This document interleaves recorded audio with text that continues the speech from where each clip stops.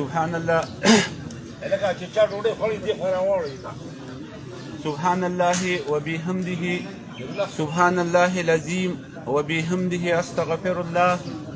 سبحان الله وبحمده سبحان الله العظيم وبحمده استغفر الله سبحانك لا علم لنا إلا ما علمتنا إنك أنت العليم الحكيم آمين يا رب العالمين. أعوذ بالله من الشيطان الرجيم. بسم الله الرحمن الرحيم. والعصر إن الإنسان لفي خسر إلا الذين آمنوا وعملوا الصالحات وتواصوا بالحق وتواصوا بالصبر. صدق الله العظيم. ټول یو ځل درود شریف ووایئ.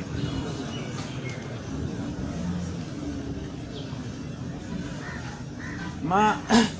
تاسو په مخ کې د قرآن یو وړوکی شان صورت دی چې د صورت نوم سورة العصر دی او همیشه موږ چېرته ځو. نن د زیرالله لاله د والد صاحب مړ دی. زه چېرته د مړو ژوندو ته لاړ شم، مانسیرې ته لاړ شو، بنو ته لاړ شو، کوواټ ته لاړ شو. مختلف خلق د دنیا اینو، د چا مور مړی، د چا پلار مړی، خلق خفه.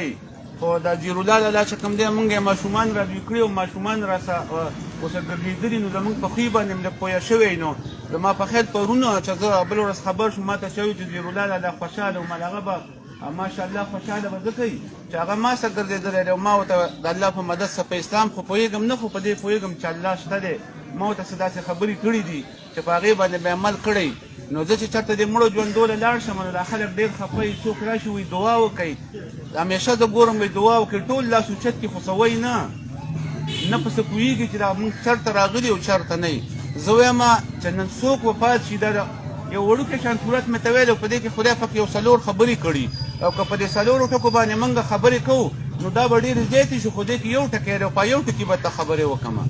تاسو به چېرته هم د مرګ نه بیا یېرېږئ نه. زه همیشه وایم د مرګ نه یېرېږئ مه، یېرېږئ د خدای پاک نه ویېرېږئ.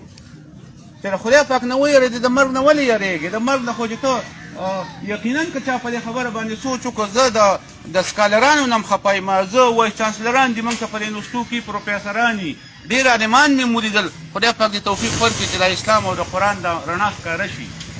موږ سم ټیم نه چې چېرته راشو په دې علاقه کې ووایو د دې علاقې د دې مشرانو نه هم خفه یم چې تاسو ولې دا قرآن او اسلام دې خلکو ته نه ورښایئ. یو ښایسته خبره یې کړې په دې باندې سوچ وکړئ. د مرګ نه به بیا یېرېږئ نه. مرګ نه د یېرېدو سیزم دیم نه، د خدای پاک نه ویېرېږئ. څه نه یېرېږئ؟ تاسو ډېر ولې هوښیار شوئ؟ خدای پاک درته په قرآن کې وایي ډېر ولې هوښیار شوئ؟ ولې تاسو په دې باندې نه پوهېږئ چې تاسو د مور د خېټې د یو قبر نه راوتي؟ ولې تاسو پرې پوه شوي یې؟ ولې تاسو په دې نه پوهېږئ چې تاسو د اوس وخته پورې ژوندي پاتې شوي یې؟ ولې تاسو پرې پوه شوي یې؟ په کوم طرف باندې روان یې؟ د مرګ نه داسې به د بل قبر نه وځئ، په آخرت کې به مزې کوئ. ګورئ دا جهان د مزو ځای نه دی. ګورئ تاسو پکې په مزو پسې ګرځئ. خدای پاک درته څه وایي؟ ولې تاسو غلطېږئ؟ نو خدای پاک دا سورة العصر نازل کړی. یو 3 سورتونه یې نازل کړي دي او زما ډېر خوښېږي. زما ټول قرآن خوښېږي. تاسو خلک هم وایي زمونږ خوښېږي، زه هم یم زما خوښېږي. عمل پې چا کړی دی؟ څوک پې پوهېږي؟ چا ته ور ایکسپلین کړی دی؟ که دا چا ته ونه ښودو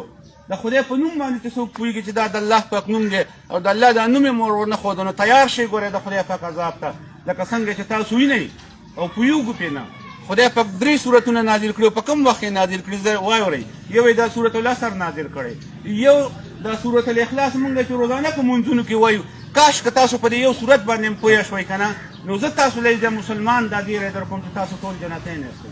دا دې جنازې له چې دلته څوک راغلي او دې دعا له چې څوک راغلي دي دا ټول جنتین دي. څنګه جنتین دي؟ یو 3 فرض دي د مسلمانو. دا صورت خدای پاک نازل کړو سورة العصر. زه بار بار وایم کله چې خوږ نبي کریم صلی الله علیه وسلم ته پیغمبري میلاو شوله نو واورئ په دې خبره ځان پوه کړئ. د هغې نه مخکې خو د امین په نوم مشهور، د ښایسته په نوم مشهور، د حقګو په نوم باندې مشهور. خو چې کله ورته پیغمبري میلاو شو د الله د اواز یې اوچت کړو چې الله یو دی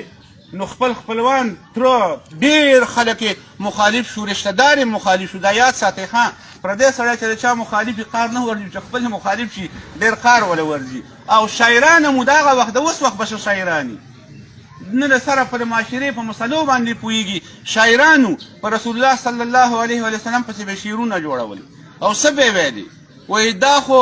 رسول الله صلی الله علیه وسلم ته به یې وایي راته که نه ته چې د الله دا ذکر کوې او موږ ته الله بیانوې ستا الله څوک دی؟ دا د څه نه پیدا دی، دا څه خوري، د پلار څوک دی، مور یې څوک ده. لکه څنګه قسمه خلک چې موږ اوس هم دا کوېشنې کوو. بل ورځ ما ته یو پروفیسر ویلي دي، وایي ارشاد صاحب ته د اسلام خبرې کې ما ته د روټۍ ضرورت دی، ما ته د کپړې ضرورت دی. لکه دلته چې را موږ خلک وایو ته لا څه خبرې کوې، مولین لا څه خبرې کوي، عالمان لا څه خبرې کوي، قرآن نه څوک خبر نه دي. چې کله د باندې یېره راشي نو به یې سینې ته ونیسئ. نو وایي ته وایي ما ته مالیه خدایه ته ولې نه پوهېږې دا اسلام تعالی د کور غم هم کوي، دا تعالی د روزۍ غم هم کوي، دا تعالی د عزت غم هم کوي، تا په سیند کې نه منډي. خو موږ خلک په دې باندې نه پوهېږو. نو دا سوالونه به یې کول چې ستا خدای څنګه دی. دغه ټیم کې د خوږ نبي کریم صلی الله علیه وسلم بچي هم وفات شو. ګوره که ستاسو وفات شو که نه نو ګډې وړې به ووایي. یو پلار د سړي وفات شي، یو مور یې وفات شي. زویم چې مور او پلار د سړي وفات شي او دا مؤمن نو دا د اودس وکړي، دا د 2 رکعته نفل وکړي او دا د په دې درته یو حدیث ویم او دا د خدای ته په مسکا شي وایي خدای پاکه زر یم پیدا کړی یم که نه، که دا په دې دنیا جنتي نه و نو راشي یو د خانه کعبې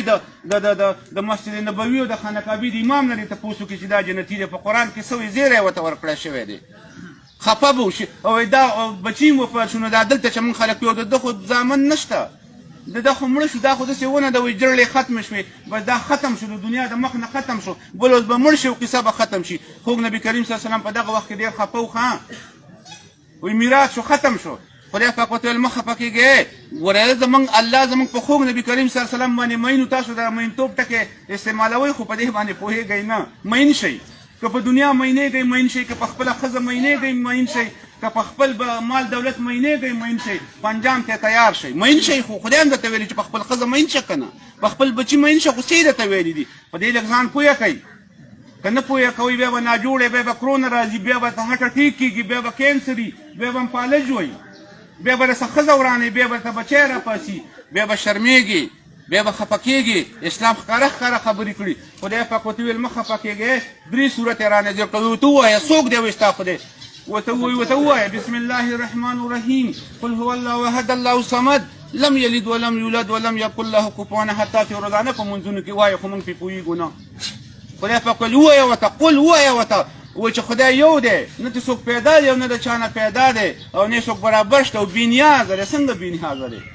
تاسو به وایئ چې قیامت به چېرته وي. دا څه چې دي نه دا قیامت دی، ډیفینیشن یې وګورئ. بل قیامت کې به څه خبرې به موږ څه کوي انشاءالله. خدای پاک ډېر ښایسته دی، خبرې به کوي. نو وایي ورته ووایه بېنیازه دی، په ورځ د قیامت به دا دنیا ورانه شو، په دې شوړاک باندې به جنت جوړ کړي، وزیرالله الله پلار به پکې واچي، په دې خپل کور کې اوسه پکې. دلته څه مزې دي؟ مزې خو په آخرت کې دي، خو که څوک پرې پوهېږي د 33 کالو به ناجوړه کېږئ به نه، ښه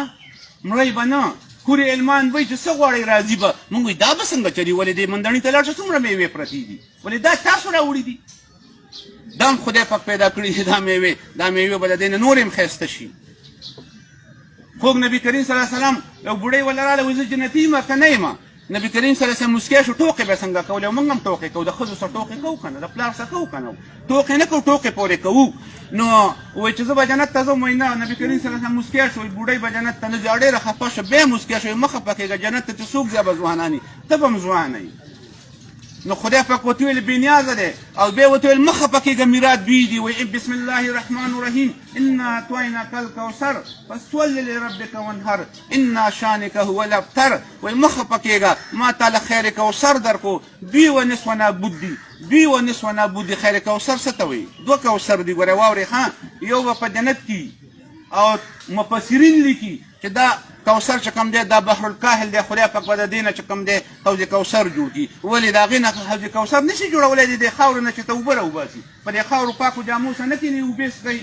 ولې چې تاسو هوښیاران شئ وایي دې ته سوچ نه کوئ. دا یو به دغه حوض کوثري او یو حوض کوثر قرآن دی چې زموږ په جوماتونو کې پروت دی. موږ ناکامه شوي یو، موږ د قرآن څخه ظلم کړی دی، موږ د الله پاک څخه ظلم کړی دی، موږ د الله د خوږ نبي کریم صلی الله علیه وسلم سره ظلم کړی دی. په دې باندې ځان او یو یې ورته دا صورت راولېږو. وایي تعالی مې خیر کوثر درکړو، هغه خو میراث شو، ختم شو. خو نن په لکونو کروڑونو خلک درود شریف په خوږ نبي کریم صلی الله علیه وسلم باندې وایي میراث دی که نه دی؟ میراث نه دی، ژوندی دی. مري نه څوک، چې څوک مري هغه مري او چې څوک نه مري هغه نه مري. فلسفې ګوري، قرآن پسې ګوري. ډېر یو حوض کوثر دا قرآن دی چې ستاسو زموږ په جوماتونو کې پروت دی، څوک پرې پوهېږي. او یو دا صورت شو. بیا ورته ووایه ډېر پیړه مه ستړی کوه. هغوی به ویلې لکه را مونږ چې را مولیان څه وایي مونږ دا نه پوهېږي دا لیوني دي او خیر خلک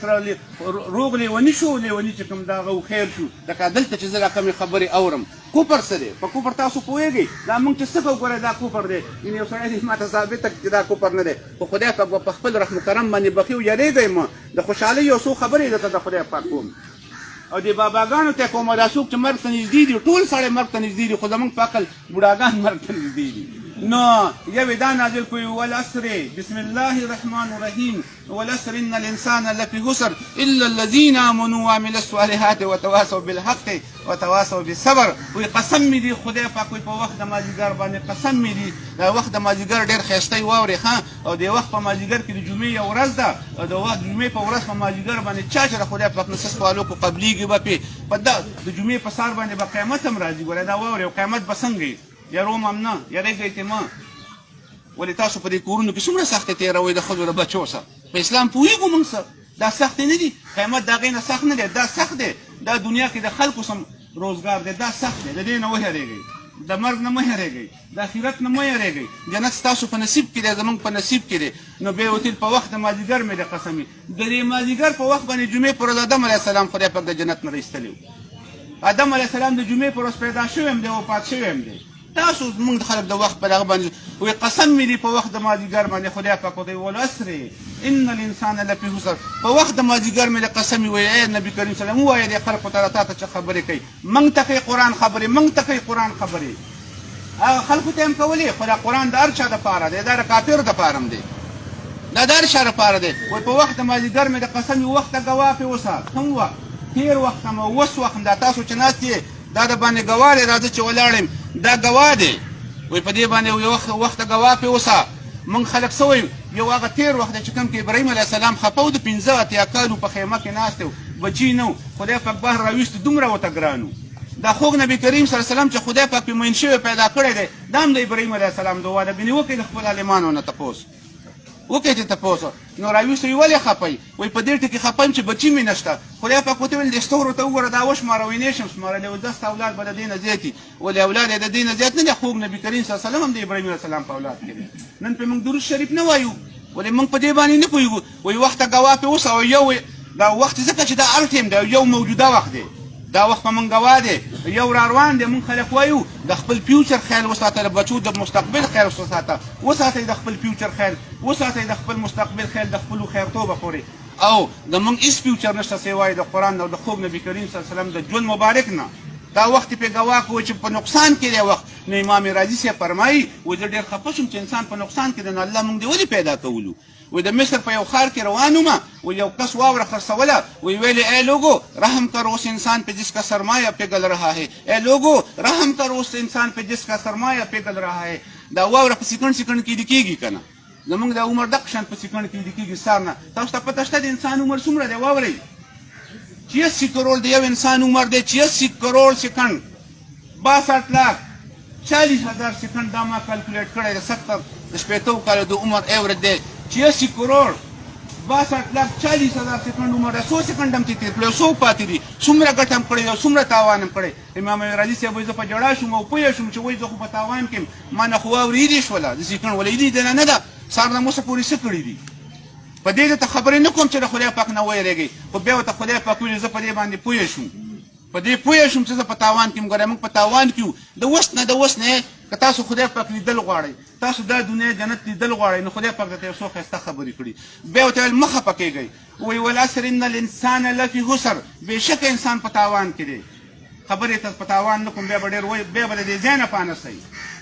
بیا به د خپلې ښځې څه کېنئ او د خپل بچو څه به کېنئ ولې اصحاب کرام ناست دي د خپلو ښځو او د بچو څه ای جهادونه کړي دي ای د اسلام دعوت کړی دی هغې مړ هم په اسلامي طریقه ښخ کړی دی هغه رور پېژندلی ګاونډي پېژندلی دی دا واورئ ګوره موږ یو بل ته مسلمانان ښکارو مونځونه کوو زکاتونه ورکوو وګورئ د اسلام تشریح د طالبانو کې ګوره موږ مسلمانان یو بل ته ښکارو خو مؤمنان نه یو د الله په نس کې او د الله په نظر کې موږ مؤمنان نه شو کېدی د مؤمن یو ښایسته سټینډر دی یو ښایسته مقام له خدای پاک ورکړی دی او د دې متعلق حدیث مبارک هم دی د دې متعلق دا ښایسته حدیث مبارک دی خوږ نبي کریم یو ورځ ما له یونیورسټۍ ته یو غټ عالم راغلی څه کار یو نو ما ورته ویل مولانا صاحب زه دله دا کار کوم، زه د عالمانو ډېر قدر کوم، ما باندې عالمان ډېر ګران دي او خدای پاک دې زموږ د عالمانو له زموږ د مشرانو له توفیق ورکړي چې زموږ د ښایسته اسلام ښایسته د خلکو ته ایکسپلین کړي. وایي هغه مؤمن دی چې د هغه زړه دننه د غمونو ډکي، خو د هغه چې بل مؤمن سره میلاو شي د هغه په مخ باندې رڼا وي. دا مؤمنان شته نن خو ستاسو زړونه د خوشحالۍ نه ډک دي، خو چې د بل سره میلاو شي نو نظر همداسې بد نیولی.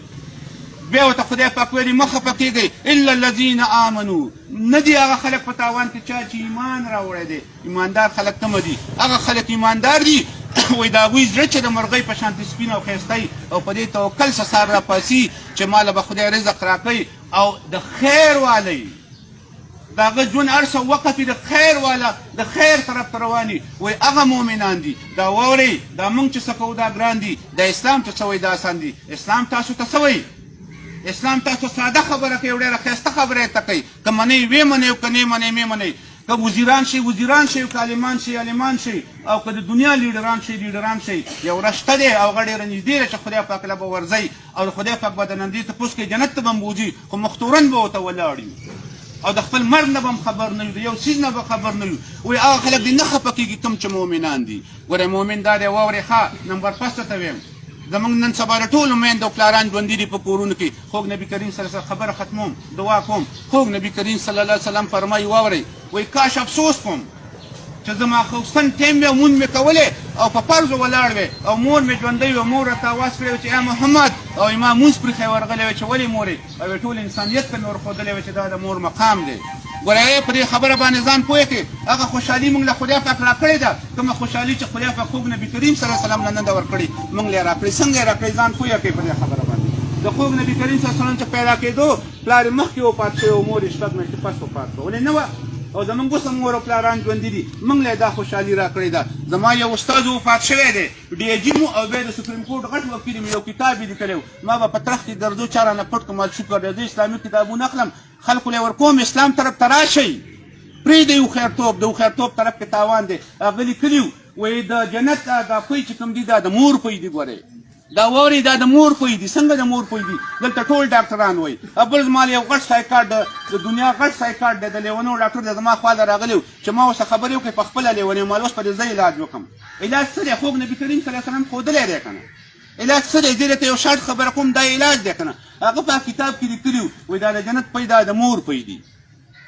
او دا د جنت سکون وایي چې دا تاسو ګورئ دا تاسو د مور په غېږ کې وګورئ. امام حسین رضی الله تعالی عنه فرمایي د جنت سکون د مور په غېږ کې وګورئ. ښه خبره نه ده چې دا زه وکړم. ملګري راته وایي ما واده نه دی کړی الحمدلله، زه اوس هم د مور سره کښېنم د مور سره خبرې کوم. تاسو چې د مور او پلار سره څنګه خبرې کوئ که نه، زه نه ویم زه داسې نه شم ویلی چې څوک جهنمي دی، خو ګوره ویرېږئ خدای پاک به هم جهنم ته واچوي. خدای پاک وایي خپل مور او پلار څنګه خبرې وکړه. وایي خپل مور او پلار ته وایي چې مامۍ خورې مم خورې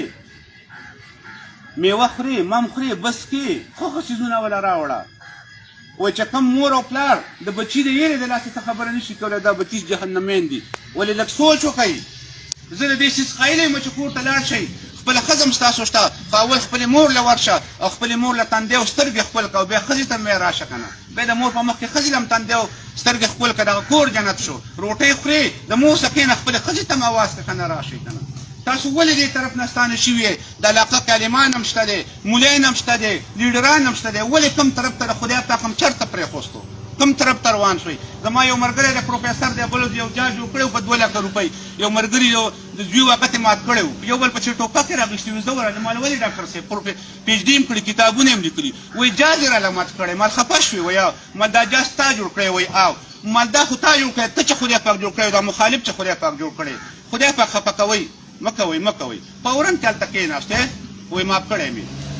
په دې خبره باندې ځان پوه کړه. په طب نبوي کې دي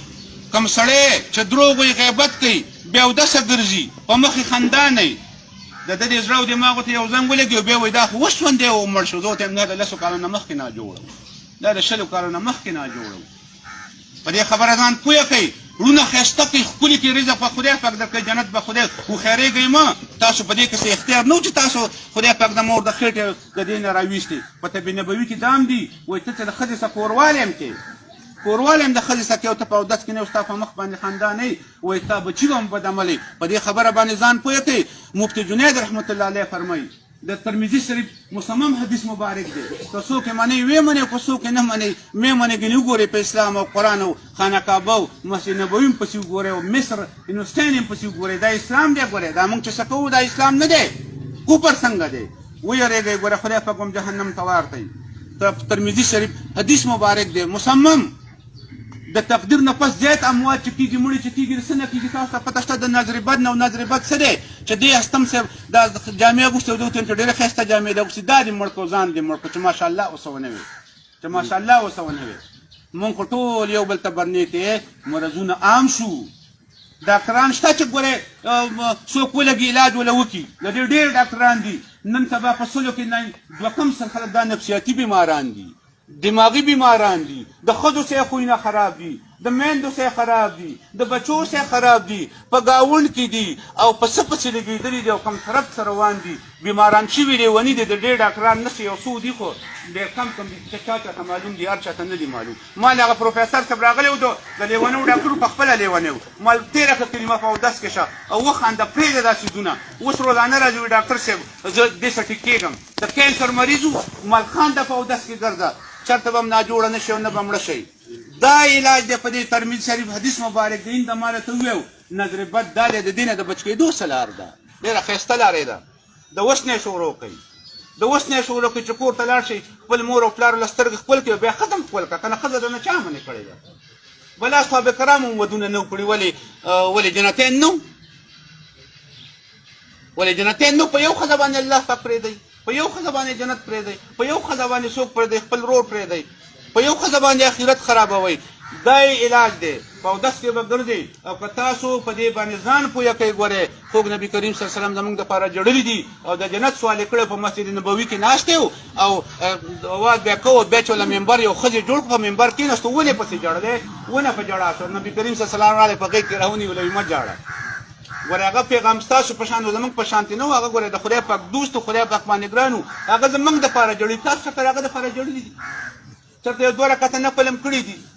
په کوم طرف روان یې ستاسو د شفاعت لار هغه ده ګوري راته په درود شریف مې اوس په دې ساعت باندې به رسېدلې او یو اخري حدیث درته وایم د مرګ نه مه یارېږئ او دعا کومه ابو سلمه او ام سلمه ښځه صحابین دواړه نبی کریم صلی الله علیه وسلم ته ډېر ګران و عالمان دي چې ناست دي وادي وري ورته ګران و که ته ګران نه و هغوی به څه ویل یو بل څه بیا ګپ هم لګو مونږ ښځه خاوندان ما خو ښځه نه ده کړې خو دې خلکو ته ګورم چې څه وینم هغه په یونیورسټۍ کې خلک وایي ارشاد صاحب ښه پروفیسر دی ما زه د قمرخانې نه راغلی یم زما په کلي کې حجره نشته دی د ټاټ نه د مرغانو نه مې سبق ویلی خو زه ښه اوس تاسو پسې یم زه په دې معاشره کې خلکو ته ګورم چې څه وینم په یونیورسټۍ کې د پي ایچ ډي سټوډنټان هغوی ته وایم ګیندې کې به مې یو شاګرد نیم ناستی وي ورته ایکسپلین یې کړمه چې دا وجه ده پوه شوه په خلکو باندې خواږه لګي مرضونه ورته بیا ورته علاج هم ښیم اسلامي بیا ورته اسلامي علاج هم ښیم تاسو به ښه شئ دا مرضونه به ختم شي دا کرونا به هم د اوس نه ختمه شي که د دنیا دا لیډران پیښ مختلف راځي جواب به ورکوي خدای پاک د لیډر متعلق څه ویلي خدای پاک د کور د مشر متعلق څه ویلي او د علاقې د مشر متعلق څه ویلي که څوک په ځان پویه کوئ نو بیا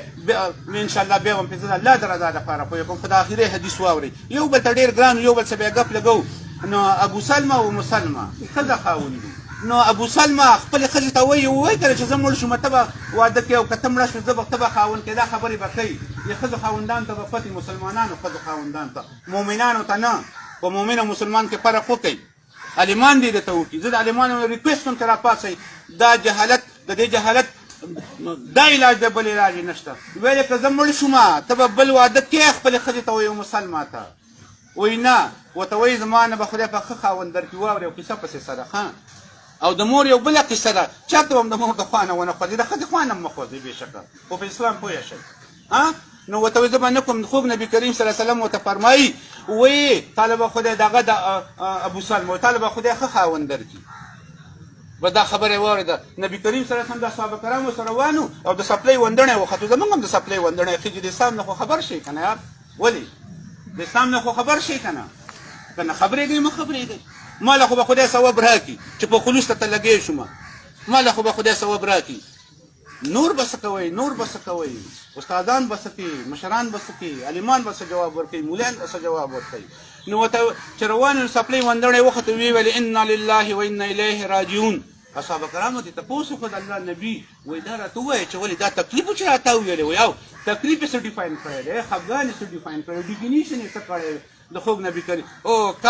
کاش ځم کله کله ویم ارمان چې ژوندی وی ارمان چې دا وخت وی زه یا زه په هغه وخت کې ژوندی وی یو ورځ خوږ نبي کریم صلی الله علیه وسلم روان و ابوبکر صدیق رضی الله عنه عالمان دې نه تپوس وکړئ د زمري په شانتې کله دې طرف ته او کله دې طرف ته او کله مخې ته کله وروسته ترې روان دی او نبي کریم صلی الله علیه وسلم ته وایي څه کوې ابوبکر صدیق رضی الله تعالی عنه څه کوې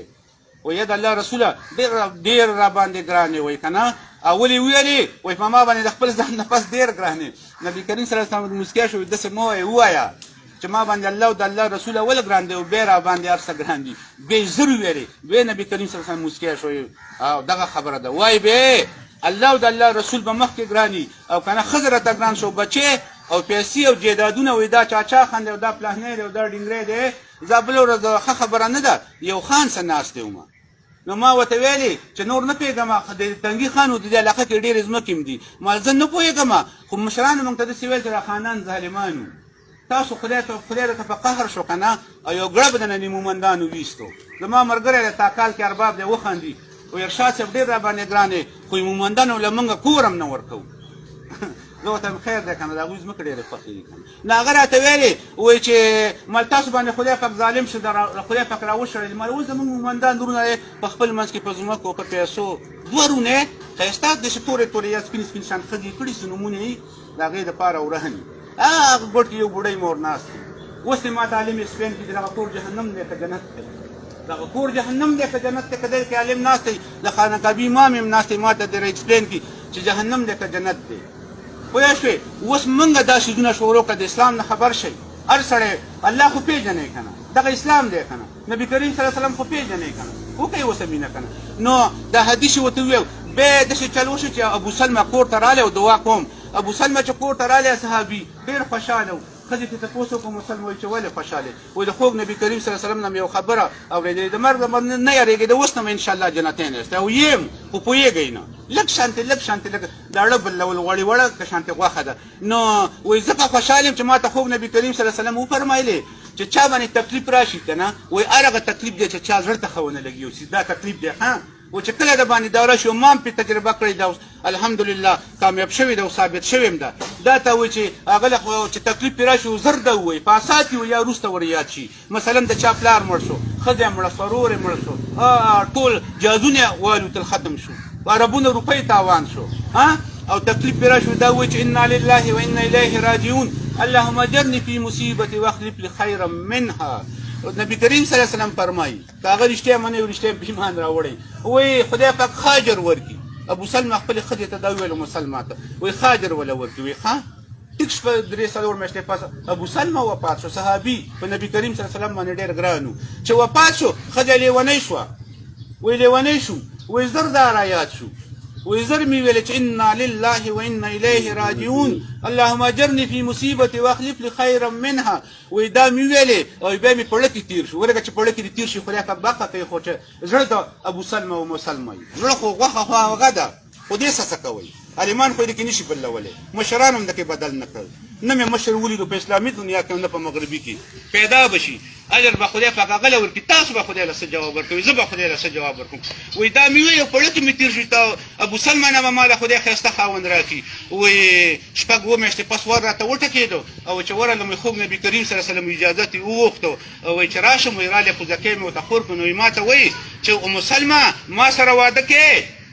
وایي ما ویل چې الحمدلله یا الله شکر دی خو یا زما خوږه نبي کریم صلی الله علیه وسلم ما کې خو درې خبرې دي وایي څه خبرې دي و یو زما خوی لږ تیز دی خوږ نبي کریم صلی الله علیه وسلم ورته فرمایي خوی به د خدای پاک ښه کړي څنګه به یې ښه کړي دلته معلمان مبتین او اکثر خلک د ښځو سره بدنام شي ګوره چې که مؤمن وي که نه چېرته به بدنام نه شي چې مؤمن وي څنګه یو ځلې نبي کریم صلی الله علیه وسلم په مسجد نبوي کې صحابه کرامو سره ناست یو ورانه ښځه د مدینې تېرېدله او ډوډۍ خوړل نبي کریم صلی الله علیه وسلم وایي څنګه روټۍ خورئ ځان له او ما ته ست نه کوئ بدناموو کوشش یې کوو نبي کریم صلی الله علیه وسلم ورته موسکی شوې هغه الله پاک یو رڼا رالېږلې وه خو تاسو نه پوهېږئ او ډېر ښه مقام یې هم درکړی خو موږ نه پوهېږو نو وای راځه که نه وخوره روټۍ چې کېناست وایي نه وایي دا مړی به ما له خوله کې راکړه چې خوله کې ولې مړی چې راکړي چې بدنام شي نبي کریم صلی الله علیه وسلم ورته ویلي خوله کولاو کړه چې مړی راواخیست بسم الله الرحمن الرحیم چې خوله کې ورکوله مخکې رڼا کوله مسلمانه شوې وه ګپ به ولګوئ د اسلام چې لکه څنګه چې موږ لګوو بیا به منجام هم دی چې بچي به مري څوک به په سعودي کې مري څوک به په مرض پراته چا به کینسر وي او د چا به فالج والي او څوک به چاته به بچی ظالم شوی چاته به ښځه ظالمه شوي بیا به دا چلونه کېږي قرآن کې څه خبرې دي هغه وګورئ قرآن کې څه خبرې دي ډېر خوږ دی چې نیسئ ونیسئ نو وایي ما ورته وویلې چې نبي کریم صلی الله علیه وسلم ته چې خوی به د خدای ښه کړي نو خوی به ښه کېږي نه د چا ښځه کېږي وایي دویم و چې زما خو عمر زیات دی خوږ نبي کریم صلی الله علیه وسلم ورته فرمایي وایي عمر خو زما هم زیات دی وایي دریم وایي دا زما خو بچي دي وایي دا خو زما هم بچي دي او د مسلمان نکاح د خوږ نبي کریم صلی الله علیه وسلم سره وشوله په دې پوهېږئ په دې دوا چې انا لله و انا الیه راجعون اللهم اجرني في مصیبتي واخلف لي خیرا منها په اودس کې ګرځي چې څه خفګان راځي دا وایي دا علاقه به انشاءالله خدای د دښمنانو نه خلاصه کړي ښایسته به شئ او په هایکورټ کې زما کیس ونه شو لږ شانتې خفه شوم زه نه خفه کېږم ولې خفه شم ولې زه خو خدای پاک پیدا کړی چې زما په ځان کې اختیار نشته زه ولې خفه شم نو کیس ونه شو خفه شم بیا مې وکړه مې ویل هغه هم خفه شم مه خفه کېږه او زر مې ویلې بسم الله الرحمن الرحیم انا لله و انا الیه راجعون اللهم اجرني في مصیبتي واخلف لي خیرا منها نو چې دا مې ویلې او را روان شوم ساره تر رستارټ ټلیفون وکړ د هغې نه خدای په خطر کې راکړی یا سوچت کې دعا وکړئ پروردګاره زمونږ نه راضي شه پروردګاره زیرالله د والد صاحب پروردګاره په خپل رحم و کرم باندې وبخه پروردګاره په قبر کې د شهدا کې او په خپل او د خوږ نبي کریم صلی الله علیه وسلم دیدار نصیب کړه پروردګاره موږ ته خپل او د خوږ نبي کریم صلی الله علیه وسلم دیدار نصیب کړه پروردګاره موږ ته په قبر کې خپل او د خوږ نبي کریم صلی الله علیه وسلم دیدار نصیب کړه پروردګاره زموږ د قرآن او د اسلام سمینه کړه پروردګاره موږ په قرآن او په اسلام باندې نن نشو کولی پروردګاره دا ستا دي موږ ډېر کمزوري ته په خپله د مدد وکړه پروردګاره د اسلام مدد وکړه پروردګاره اسلامي نظام نافذ کړه پروردګاره زموږ د ملک له پروردګاره د عمر فاروق په شانتې یو ښایسته لیډر ورکړه پروردګاره په فلسطین کې مسلمانان ډېر مظلومان دي مدد یې وکړه په کشمیر کې مسلمانان مظلومان دي مدد یې وکړه په سعودي عرب کې مسلمانان مظلومان دي مدد یې وکړه په افغانستان کې د مسلمانانو مدد وکړه پروردګاره څوک چې بیماران دي پروردګاره په خپل رحم و کرم باندې جوړ کړه پروردګاره چا چې دښمنان دي هغه په دوستۍ کې بدلې کړه پروردګاره څوک چې قرضدار دي د قرضونو نه اخلاص کړه پروردګاره څوک چې د بچو تربیت نشي کولی هغوی له توفیق ورکړه چې د بچو تربیت وکړي پروردګاره د رحمت هواګانې ووروله کړه پروردګاره د رحمت هواګانې خورې کړه پروردګاره کفارو ته خپل اسلام ور وښودلی کړه پروردګاره چې ستا د خوږ نبي کریم صلی الله علیه وسلم امتین شي پروردګاره د رحمت هواګانې وچلولې